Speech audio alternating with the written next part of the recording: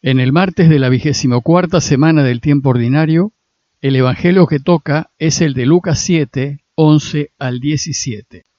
Pero el 14 de septiembre la Iglesia también celebra, y con lecturas propias, la exaltación de la cruz. En este día se rememora y honra la cruz en la que fue crucificado Jesús de Nazaret.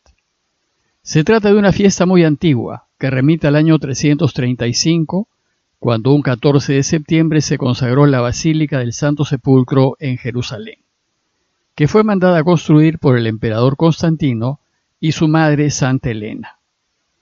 Es de mencionar que recién con Constantino, en el siglo IV, la Iglesia empezó a usar la cruz como símbolo cristiano. En los 3 siglos anteriores no se usó la cruz como símbolo, pues era un instrumento de tortura y muerte usado por los romanos. Sin embargo, la reflexión de la Iglesia llevó a descubrir que ese instrumento de muerte permitió que todos nosotros alcancemos la vida. Y lo que era un símbolo de fracaso y derrota se convirtió en un símbolo de victoria. En la fiesta de hoy se venera y honra la cruz, pues por medio de ella hemos sido salvados. Retomemos ahora nuestra lectura continuada del Evangelio de Lucas y les leo el texto. En aquel tiempo iba Jesús camino de una ciudad llamada Naín, e iban con él sus discípulos y un gran gentío. Cuando se acercaba a la entrada de la ciudad, resultó que sacaban a enterrar a un muerto, hijo único de su madre, que era viuda, y un gentío considerable de la ciudad la acompañaba. Al verle el Señor, le dio lástima y le dijo: «No llores». Se acercó al ataúd, lo tocó, los que lo llevaban se pararon, y dijo: «Muchacho, a ti te digo, levántate». El muerto se incorporó y empezó a hablar, y Jesús se lo entregó a su madre. Todos sobrecogidos daban gloria a Dios diciendo: «Un gran profeta ha surgido entre nosotros. Dios ha visitado a su pueblo». La noticia del hecho se divulgó por toda la comarca y por Judea entera. Luego de curar al siervo del centurión, Lucas nos dice que Jesús fue camino de una ciudad llamada Naín. 2 breves notas previas antes de continuar. Primero, recordarles que Lucas, al inicio de su obra, nos explica cómo es que compuso su evangelio. Nos dijo que investigó todo lo que pudo, con diligencia, desde sus orígenes, y recopiló todos los relatos de dichos y hechos de Jesús que encontró y que habían sucedido unos 60 años antes de escribir su evangelio. Y al hacer esta recopilación, llegó a sus manos la hermosa historia de la viuda de Naín, y les digo esto porque se trata de un relato que solo se encuentra en el Evangelio de Lucas. Y segundo, recordarles que los evangelios nos relatan muy pocos milagros de resurrección, en realidad solo 3. La resurrección de la hija de Jairo, la resurrección de Lázaro y la resurrección del hijo de la viuda de Naín. Y los 3 fueron respuesta a la profunda compasión que sintió Jesús por los deudos. Veamos el relato. Naín era un pequeño poblado en las llanuras de Galilea que quedaba más o menos a unos 12 kilómetros al sureste de Nazaret y a unos 60 kilómetros al suroeste de Cafarnaúm. Este dato tal vez nos ayude a hacernos una idea de todo lo que Jesús solía caminar durante su tiempo en Galilea. En tiempos de Jesús, Naín era un pueblo próspero, rodeado de huertos de olivos e higueras, gracias a un manantial cercano que tenía abundante agua. Parece que en ese tiempo estaba amurallada, pues el relato nos dice que Jesús se acercaba a la entrada de la ciudad. Hoy Naín es un poblado minúsculo, sin murallas y sin importancia alguna.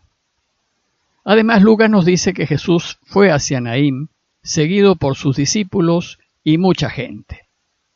El gentío nos indica que la fama de Jesús se había extendido por toda la región y muchos, fascinados con lo que enseñaba, dejaban sus actividades para seguirlo y escucharlo.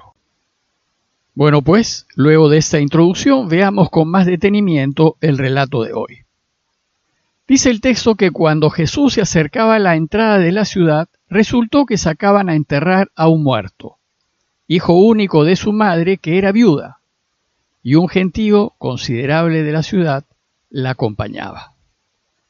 Esta descripción inicial nos ubica en el drama que estaba teniendo lugar. Había muerto el hijo único de una viuda.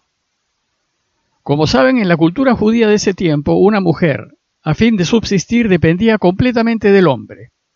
Y las viudas en general se encontraban en una situación muy desventajosa, pues por las leyes judías la esposa no podía heredar la propiedad del marido fallecido, y por lo general no podían disponer de nada. Y entonces, a fin de mantenerse, no les quedaba otra sino depender de sus hijos o de los parientes de su marido. Parece que en el caso de nuestro relato, la viuda dependía de su único hijo. Y ahora resulta que ese único hijo también se le muere. La situación en la que quedaba la mujer era terrible. Sola y sin ningún hombre a su lado, su futuro se veía muy, muy mal. Probablemente no le quedaba otra que mendigar para poder comer. Lucas nos dice que un gentío considerable de la ciudad acompañaba el cortejo fúnebre. Probablemente amigos y vecinos que se dolían ante la dolorosa situación de la viuda. El Evangelio nos dice que Jesús, al pasar cerca, vio el cortejo fúnebre que salía de la ciudad. Y entonces nos dice Lucas que, al verla el Señor, le dio lástima. De entre todos, Jesús se concentró en la mujer. Ella fue el objeto de su atención y se conmovió, se compadeció profundamente ante su dolor. Podemos suponer que Jesús al verla probablemente recordó su propia situación. Según la tradición, María enviudó de José cuando Jesús era solo un muchacho. De hecho, la última aparición de José en los evangelios nos la cuenta Lucas, y fue cuando Jesús a los 12 años se perdió en el templo. Y a la muerte de José, dejó a María viuda y con un joven hijo único. Tal vez Jesús recordó que su madre dependió completamente de él, su único hijo adolescente, para sacar adelante el taller de carpintería de José y poderse mantener. Y Jesús sabía que si hubiese muerto, su madre se hubiese quedado en el total desamparo. Podemos pues imaginar que la mujer le recordó a su madre María, y su situación lo conmovió hasta el hondo del alma. Podemos también imaginar lo desolada que se encontraba la mujer y cómo Jesús busca consolarla. El texto nos dice que Jesús, movido ante el dolor de la mujer, le dijo: no llores, confía en Dios. Dios no quiere que lloremos ni quiere que suframos. Él quisiera vernos siempre felices. Y entonces, por propia iniciativa y sin que se lo pidan, Jesús decide ayudarla y devolverle la vida al muchacho.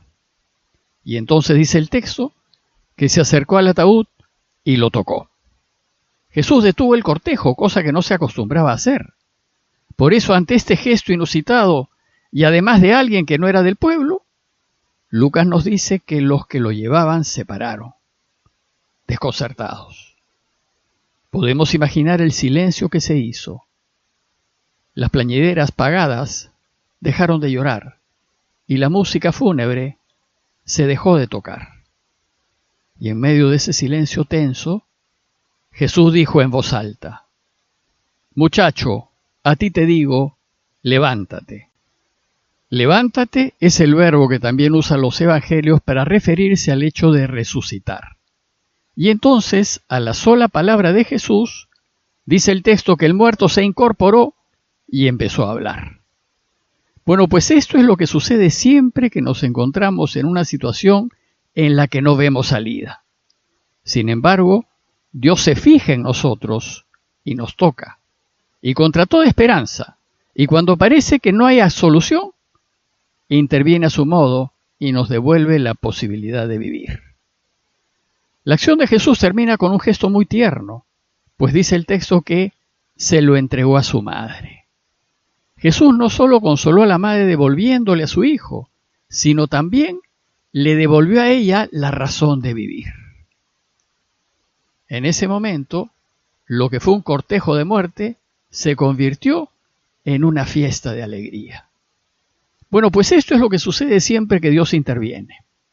Él seca las lágrimas de nuestros ojos, venda los corazones desgarrados y dé esperanza en donde ésta se ha perdido. Dice Lucas que entonces todos, sobrecogidos, daban gloria a Dios. La gente se sobrecoge, se sorprende positivamente, se asombra del actuar de Dios, y cuando interviene en nuestra vida, lo único que podemos hacer es darle gloria. Pero para sorpresa nuestra, la gente solo reconoció a Jesús como un gran profeta, pues decía: un gran profeta ha surgido entre nosotros, Dios ha visitado a su pueblo. ¿No se han dado cuenta que la extraordinaria señal que acababa de hacer es una señal del Mesías? Sucede que en los inicios de su vida pública la gente consideró que Jesús fue solo un profeta. Y como veremos, solo un pequeño grupo reducido de sus más cercanos lo consideró el Mesías.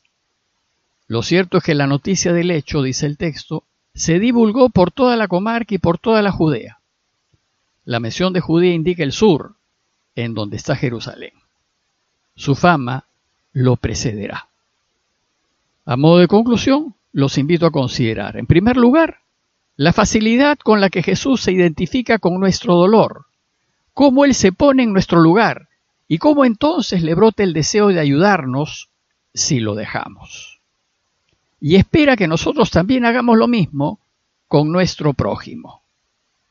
Y luego, considerar que siempre hay que poner toda nuestra confianza en Dios y hay que esperar en Él contra toda esperanza, pues cuando parece que ya no hay remedio, Él se fijará en nosotros, tocará nuestras vidas muertas para devolvernos la alegría de vivir. No dejemos de pedir hoy, de manera especial, por todos los padres que han perdido a sus hijos, para que el Señor les toque el corazón, los consuele y les devuelva la esperanza. Parroquia de Fátima, Miraflores, Lima.